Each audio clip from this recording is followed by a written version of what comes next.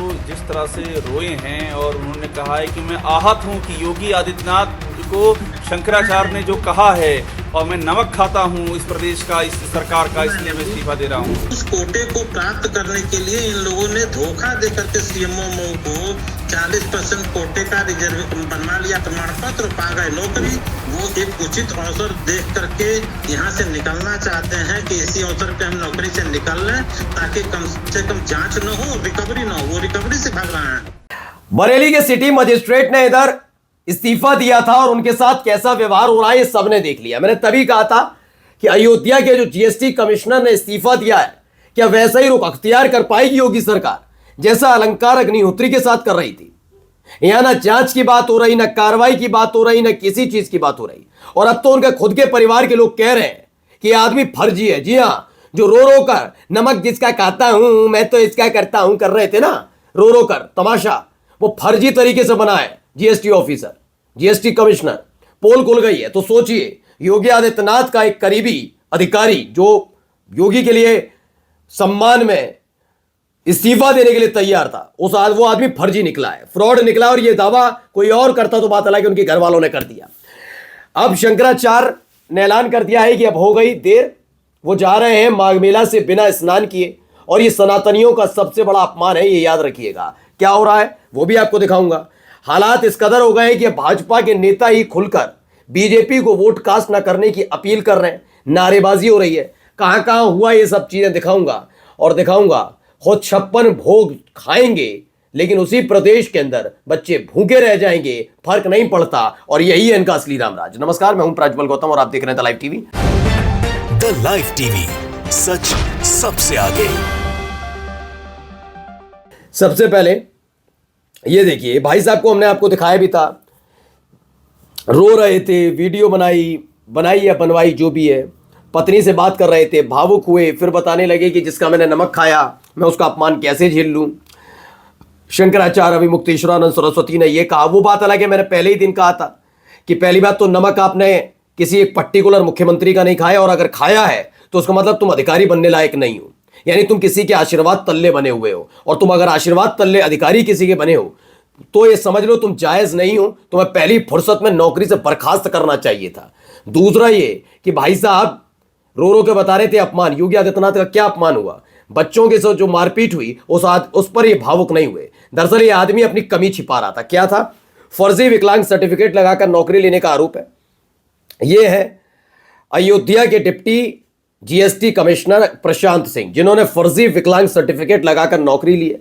फर्जी विकलांग सर्टिफिकेट की जांच अंतिम चरण में थी। इनकी नौकरी 100% जाने वाली थी। मौके पर चौका मारते हुए इन्होंने रोते हुए योगी मोदी के समर्थन में इस्तीफा देकर पूरे देश में सनसनी फैला दी।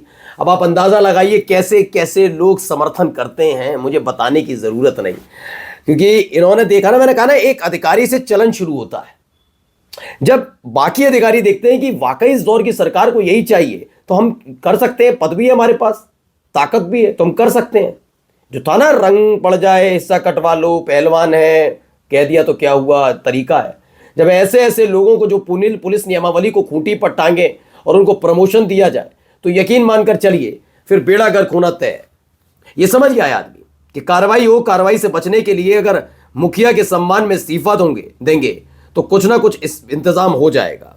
देखिए यहां पर भी है, सुन लीजिए, इन्हीं के भाई हैं जो बता रहे हैं। क्या बता रहे हैं जरा सुनते चलिए। सगे बड़े भाई विश्वजीत सिंह, विश्वजीत जी वो तो जिस तरह से रोए हैं और उन्होंने कहा है कि मैं आहत हूं कि योगी आदित्यनाथ को शंकराचार्य ने जो कहा है और मैं नमक खाता हूं इस प्रदेश का, इस सरकार का, इसलिए मैं इस्तीफा दे रहा हूं। वो बात को घुमा रहे हैं। वो एक उचित अवसर देख करके यहाँ से निकलना चाहते हैं कि इसी अवसर पे हम नौकरी से निकल लें ताकि कम से कम जांच न हो, रिकवरी न हो। वो रिकवरी से भाग रहे हैं। वो जांच से तो भाग ही रहे हैं। अगर वो नौकरी में रहेंगे तो जांच भी होगी और रिकवरी भी होगी। अच्छा, एक बात और समझा दीजिए मुझे, एक बात समझा दीजिए, आप उनके सगे बड़े भाई हैं तो बड़े भाई होकर के आप इनकी कलई क्यों खोल रहे हैं, ये भी सवाल उठता है। मैं बड़ा भाई होकर उनकी कलई इसलिए खोल रहा हूँ कि किसी दिव्यांग को वह अधिकार मिलना चाहिए। वो किसी दिव्यांग का हक था। उत्तर प्रदेश लोक सेवा आयोग में 40% की विकलांगता पे 4% का कोटा होता है। समझ गए, ये आदमी खा गया। भाजपा क्या है, बड़े भाई हैं प्रशांत सिंह के ये, और उन्होंने खुद खोला है पोल अपने भाई की कि ये आदमी ने फर्जी तरीके से नौकरी पाई थी। अभी इसमें बताने को क्या रह गया, आप सब सोचिए। विश्वजीत सिंह है प्रशांत कुमार को दिव्यांग कोटे में नौकरी मिली, उनका दिव्यांगता सर्टिफिकेट फर्जी है, मामले में जांच चल रही है, उनको पता है जांच पूरी होने वाली है, इसलिए दोषी पाए जाए उससे पहले उन्होंने इस्तीफा दे दिया जिससे व्यवस्था हो जाए। उन्होंने देखा भी कि इस समय माहौल भी बना हुआ है, तो जिन अफसर प्रशांत सिंह से मोदी योगी का अपमान सहा नहीं गया क्योंकि उन्होंने नमक खाया है, वे असल में फर्जी सर्टिफिकेट लगाकर नौकरी पर काबिज थे, पकड़े जाने वाले थे, फजीयत होती, रिकवरी होती, इसीलिए उन्होंने तमाशा शुरू किया। अब आते हैं एक महत्वपूर्ण खबर पर। स्वामी अभिमुक्तेश्वरानंद आज अनशन खत्म करके प्रयागराज माघ मेले से जा रहे हैं। उन्होंने आज कहा बिना स्नान किए यहां से विदा ले रहे हैं। न्याय की परीक्षा कभी समाप्त नहीं होती। आज हम यहां से जा रहे हैं लेकिन अपने पीछे सत्य की गूंज और कुछ प्रश्न छोड़कर जा रहे हैं। अब आपको देखना होगा कि आने वाले दिनों में सनातन सनातन हिंदू हिंदू सनातन हिंदू हिंदू सनातन करने वाले कि कब तक झेल पाएगा ये सनातन समाज, देखते हैं। अभी यहां सुनिए। मतदाता दिवस के अवसर पर आज हम सब ग्रामवासी इस बात की शपथ लेते हैं जब तक बीजेपी यूजीसी एससी एसटी जैसे काले कानूनों को वापस नहीं लेती है हम सवर्णों के साथ न्याय नहीं करती है हम सवर्ण लोग बीजेपी को वोट नहीं देंगे ना ही मतदान करेंगे। जय हिंद जय भारत। गांव गली मोहल्ले से भाजपा को वोट ना करने की शपथ बोले वीडियो आने लगे। सोचो भाजपा अब क्या होगा। अलग अलग जगह यही नाराजगी लोगों में देखने को मिल रही है। यहां भी देखिए कितनी नाराजगी, देखते चलिए। I love Yogi ji, I love Yogi ji, go back UGC, go back UGC, I love Yogi ji, I love Yogi ji, go back UGC, go back UGC, Modi ji की तानाशाही नहीं चलेगी, मोदी जी की तो मोदी जी की तानाशाही नहीं चलेगी, आई लव योगी जी। यानी कि अब आप समझिए कि दोनों तरफ से तलवारें खींची। वो सोच रहे थे शंकराचार्य वाले मुद्दे पर, मणिकर्णिका घाट वाले मुद्दे पर योगी आदित्यनाथ को घेर लिया है, उधर यूजीसी वाले मुद्दे पर खुद मोदी जी घिर गए।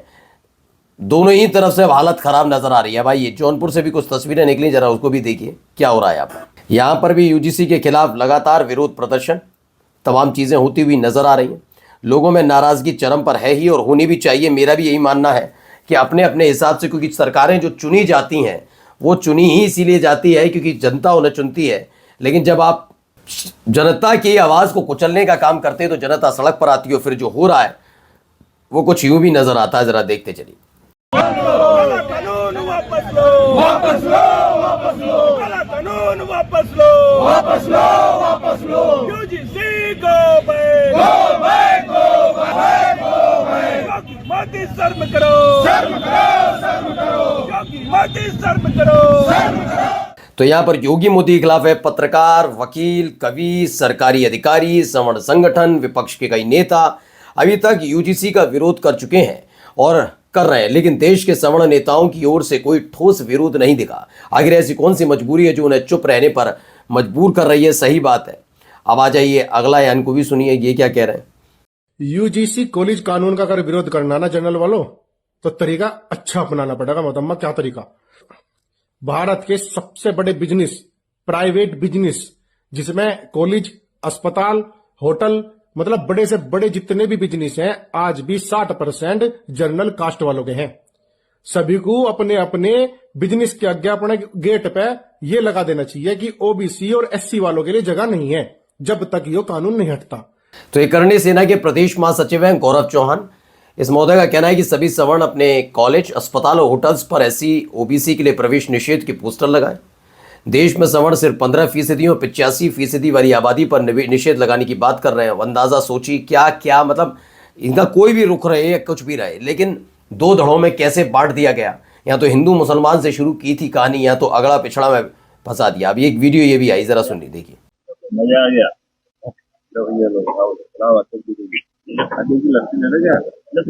जी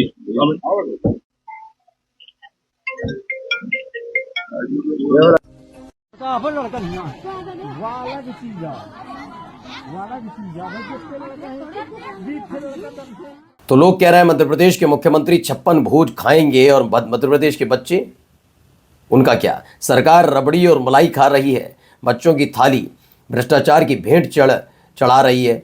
ये मैहर है मध्य प्रदेश, वहां से खबर निकली। सुप्रीम कोर्ट ने रिजेक्ट कर दिए plan against VIP darshan at Ujjain temple because the CGI and the supreme court जज are the biggest VIPs in this temple run. दरअसल वीआईपी दर्शन को लेकर उज्जैन टेम्पल में जो होता है उज्जैन मंदिर में, वहां पर वीआईपी दर्शन वाली जो प्रथा है उसे खत्म करने के लिए एक प्लान यानी कि एक याचिका दाखिल की गई।